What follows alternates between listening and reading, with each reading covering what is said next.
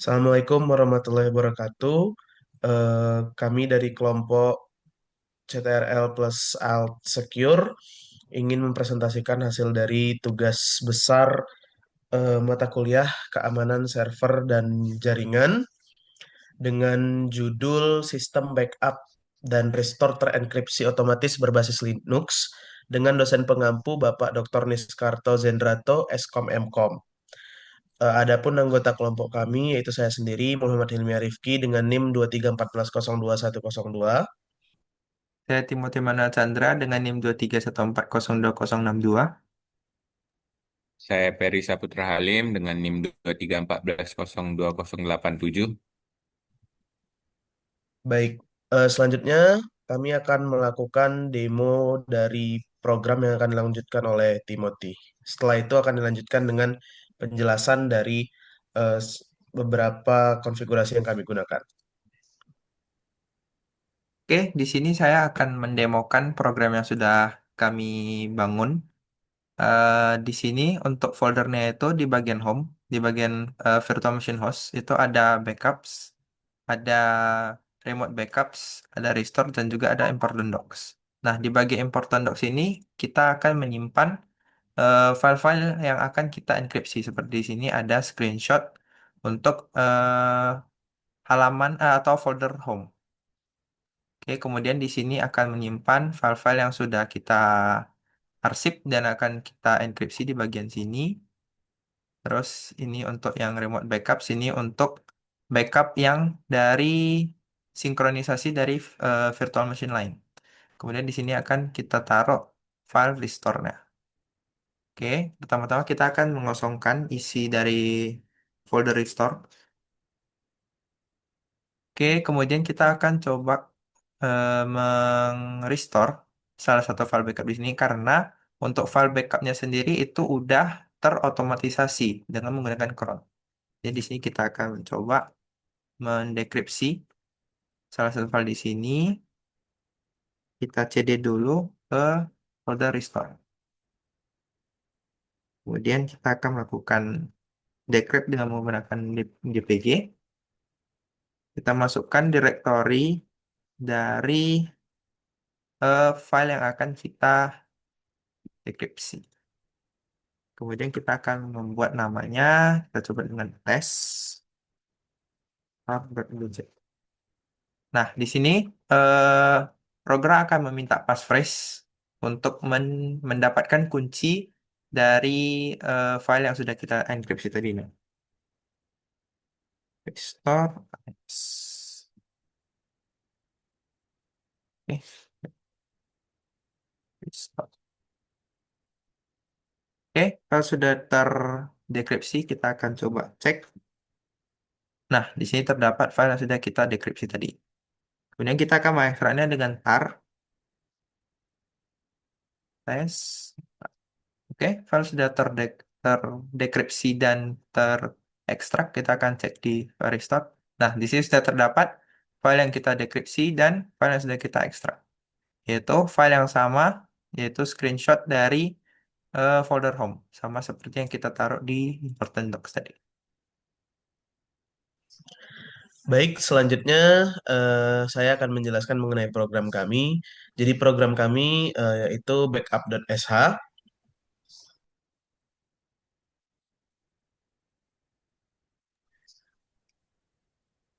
Baik, di dalam program kami terdapat beberapa konfigurasi seperti source dir itu digunakan untuk eh, membuat direktori yang ingin di backup. Lalu backup dir itu digunakan untuk direktori tujuan pada saat kita menyimpan file dari hasil backupan dan juga GPG recipient itu digunakan sebagai ID atau email dari kunci GPG yang akan digunakan untuk enkripsi. Lalu untuk format file yang akan di backup nanti itu pada format nama filenya akan ada timestamp, backup file name dan encrypt file name yang sudah kami konfigurasi pada program.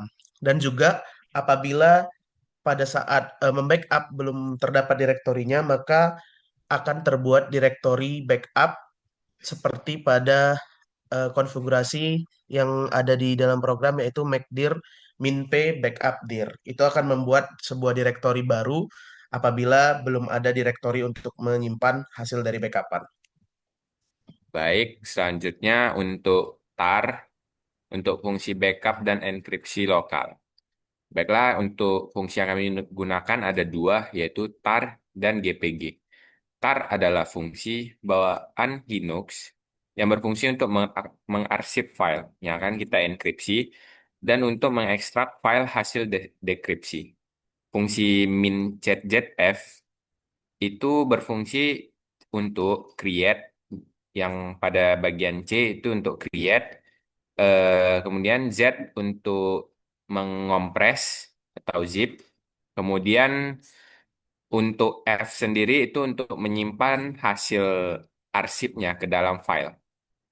Kemudian terdapat fungsi lain juga seperti yang sudah kita lihat sebelumnya di bagian demo, yaitu min xzf, yang dimana x-nya sendiri adalah ekstrak. Kemudian terdapat fungsi GPG. GPG berfungsi untuk mengenkripsi dan mendekripsi file yang sudah diarsipkan sebelumnya. Terdapat resipien yang merupakan pemilik kunci passphrase yang akan ditanyakan saat dekripsi nanti, seperti yang sudah dilihat pada demo sebelumnya. Dan kemudian di sini ada penanganan error. Jika file berhasil di backup, maka if else akan mengeluarkan print backup success and encrypted. Dan dia akan memunculkan alamat dari hasil backup tersebut sesuai dengan variabel backup dir dan variabel encrypted file name yang sudah kita set sebelumnya. Baik, selanjutnya saya akan menjelaskan mengenai fungsi cron yang kami gunakan untuk otomatisasi backup data. Jadi, cron ini merupakan sebuah sistem yang kami gunakan untuk mengotomatisasi data yang akan kami backup sesuai dengan jangka waktu yang tertentu. Nah, seperti yang dapat dilihat di dalam sintaksnya itu ada bintang, bintang, bintang sebanyak 5 kali. Itu merupakan petunjuk untuk menunjukkan jangka waktu yang kita gunakan. Seperti misalnya em, berapa menit, berapa jam, atau berapa hari, atau bisa juga berapa bulan untuk peng-backupan secara otomatisnya. Jadi yang kami gunakan di sini yaitu dia akan membackup data secara otomatis dalam setiap menit. Nah, seperti dapat dilihat pada program yang tertampil pada share screen. Nah, mungkin bintang paling sebelah kiri itu menunjukkan menit keberapa. Dan setelah itu bintang kedua dari sebelah kiri itu menunjukkan jam keberapa. Bintang ketiga atau selanjutnya itu menunjukkan hari keberapa di dalam satu bulan tersebut. Dan bintang keempat dari kiri itu menunjukkan bulan keberapa di dalam satu tahun tersebut. Dan bintang kelima itu menjelaskan hari di dalam minggu. Jadi hari apa di dalam satu minggu itu. Baiklah, di sini kami memiliki test server yang dimana ini akan menjadi server untuk sumber dari file yang ingin kami backup secara remote. Nah, di sini terdapat user yang bernama test server. Kemudian kami juga sudah mengeset IP-nya menjadi statis agar server ini dapat terhubung secara remote dengan server yang lainnya. Kemudian di sini terdapat folder yang bernama Important Documents, yang dimana isinya itu eh, adalah dokumen-dokumen dari server ini. Kemudian di sini kami memiliki satu buah skrip tambahan yang bernama backupsync.sh. Skrip ini berfungsi untuk melakukan backup secara remote yang sudah saya jelaskan sebelumnya.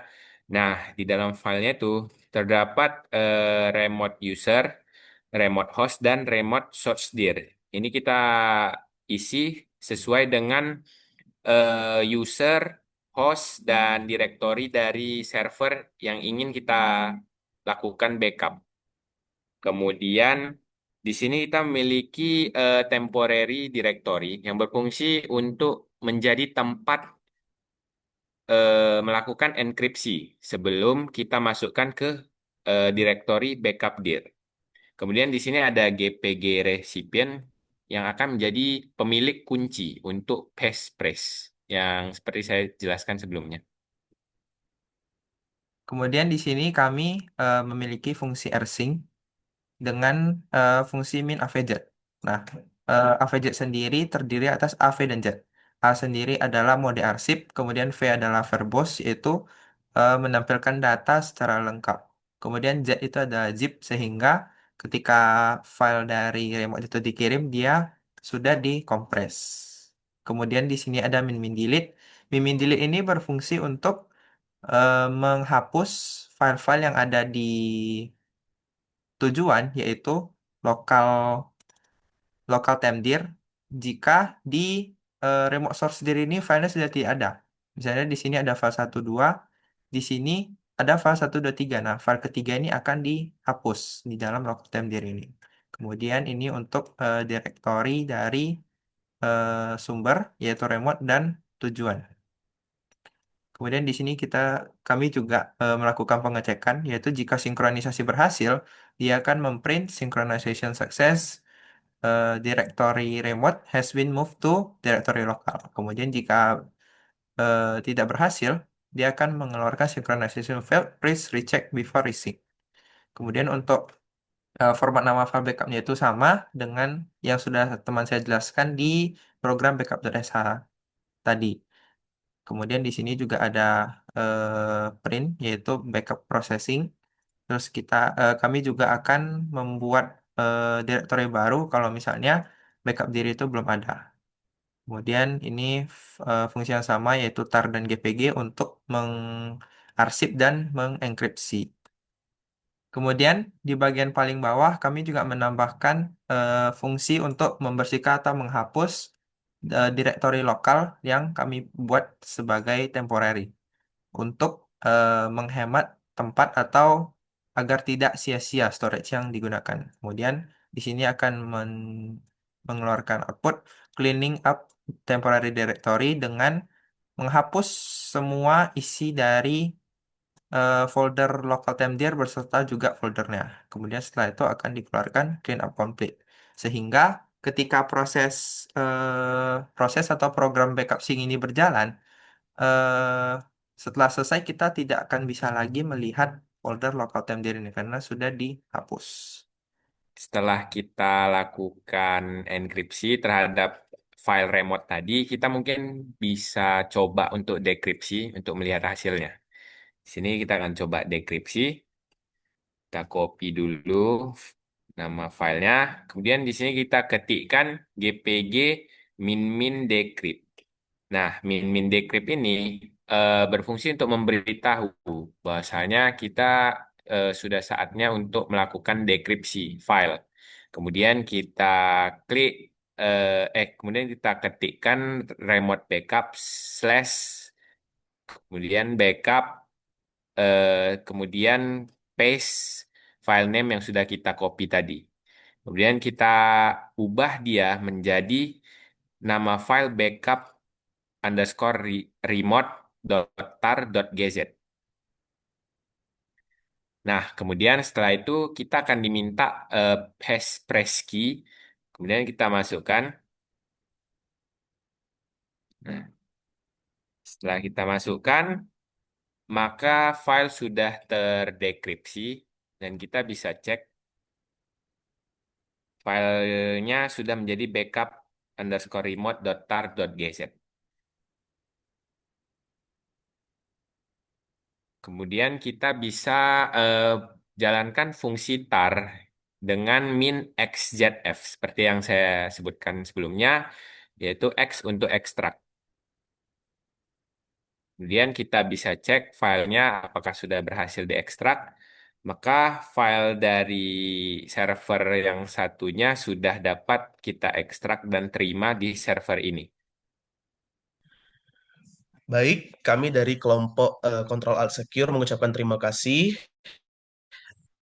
dan sekian paparan demo dan program kami mengenai sebesar mata keamanan jaringan mengenai backup dan restore data menggunakan Linux. Kami mohon maaf apabila masih banyak kekurangan. Terima kasih. Assalamualaikum warahmatullahi wabarakatuh.